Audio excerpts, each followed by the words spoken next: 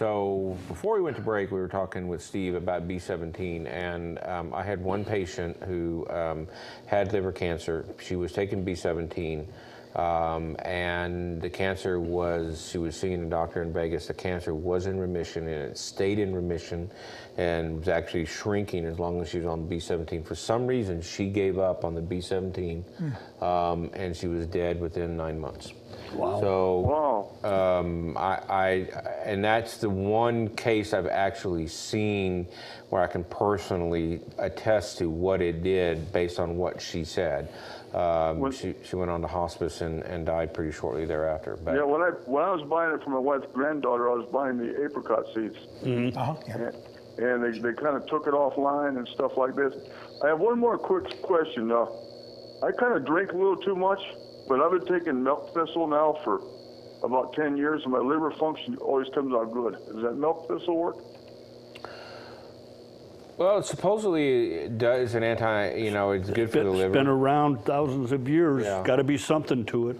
But, you really need to be careful of the liver and just its regenerative properties. This is what gets people into trouble, in that the liver, when it's the only organ that regenerates itself. So when you binge or you drink or you do something and you get the liver inflamed, the cells die and liberate their enzymes into the bloodstream, but then scar tissue sets in.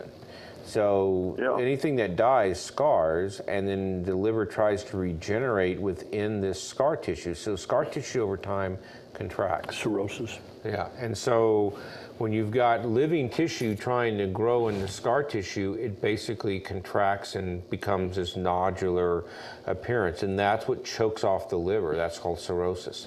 So they're different grades. I've been getting good tests now for 10 years. I take 3,000 units, and I've been doing it every day religiously of that milk thistle. How long did you drink for?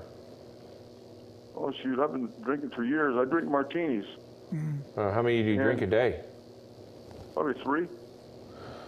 Well, 2's probably one's really the best, but more than 2's will raise your blood pressure, will cause some organic heart disease if you're not careful with, basically causing, some congestive heart failure and some other problems. So it's not just your liver you really need to worry about with, with more than 1 ounce of liquor or two beers a day. At least that's what they recommend. Now, there have been people I've seen in my practice that smoked for 90 years and don't show any changes in their lung. You might be that person, but if you're not, then that's a hell of a price to pay. So, I mean, what I would suggest is that what I don't like, what I hear, is that you're taking the milk thistle so you can have those 3 martinis. I think that's a back-assward way of looking at it.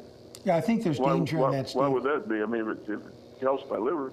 No, well, I don't think we've proven that. The blood tests, Steve, that you get are not the only measure of the health of the liver. And while we're glad that you have those nice numbers, there are other ways of measuring the strength of the liver.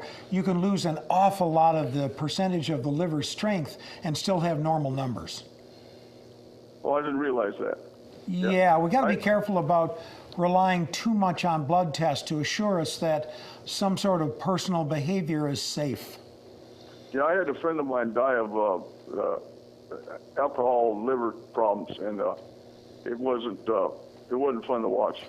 We see a fair number of people with hepatitis C in this community, and really all over the nation. They say now that 1 out of 30 baby boomers has hepatitis C, maybe from the time of free love and whatever else, but whatever that is, I have a number of patients who take that thinking that since the numbers in the liver panel on the blood tests are normal, that they don't have to treat the hepatitis C and they'll never run into trouble.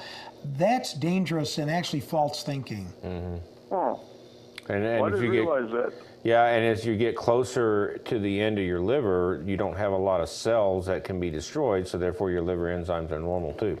So that's the end stages of the disease. Obviously, there may be other signs of that, but it's just like checking for colon cancer by doing a CEA level.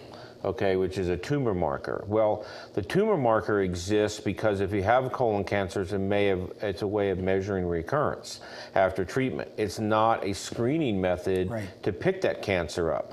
And I know a lot of females will do that with the CA125, they'll do that with the CA1919, these tumor markers that exist. But it's the back-assward way of thing. It's basically moderation is the key for everything, like you said, right? So. Yeah, okay. Well, thank you for the information. I appreciate it. You're welcome, Steve. Thank you for calling. I appreciate it. It's the first time we've heard you, so don't be a stranger. I'll give you a shot again. Okay, I appreciate it. Thank you very much for calling. And we thank all those callers. You know, there's no question that's really, this is your time. Nobody knows who you are. There's no question too stupid. And this isn't an office visit. Yeah, I'm not going to charge you for it. So, I'll never forget that I was playing poker one night and somebody found out I was a doctor and they started asking me all these medical questions. And I was just like, I said, so how much chips do you have in front of you? They said, I think I got about $100. And I said, well, ship it over here and I'll answer your questions all night long. Well, that was the end of that, you know. So, you know. And He should have gave you his insurance card. I don't think he had one. So, but no, it's, you know, it's nice to be in a small town where people recognize you and they appreciate what you do. And I don't take that lightly and I like to be able to help people. But at the same time, if I'm out in town, I don't remember everybody's labs and I don't remember, you know, when you had something done.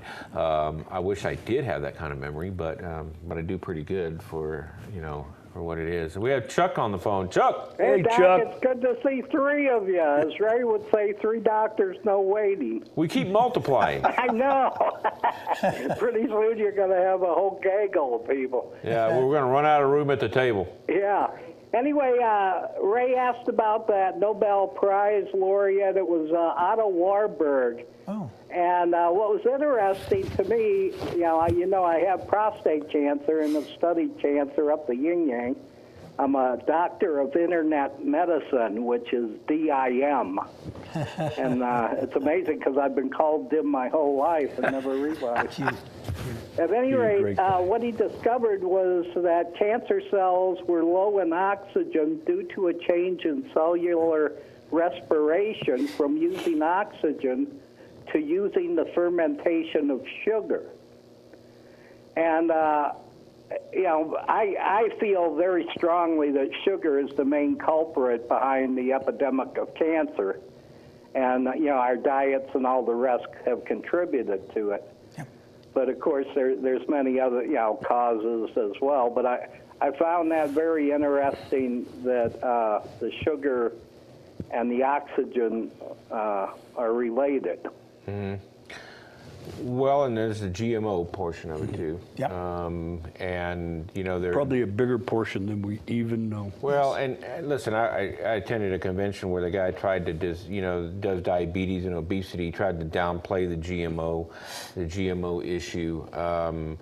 But I think that from a GMO standpoint, I think that anytime you're messing with Mother Nature and genetics, you're going to you're fooling something. So nobody's going to do the study because Monsanto, who probably did a lot of the GMO stuff, is never going to allow that to happen.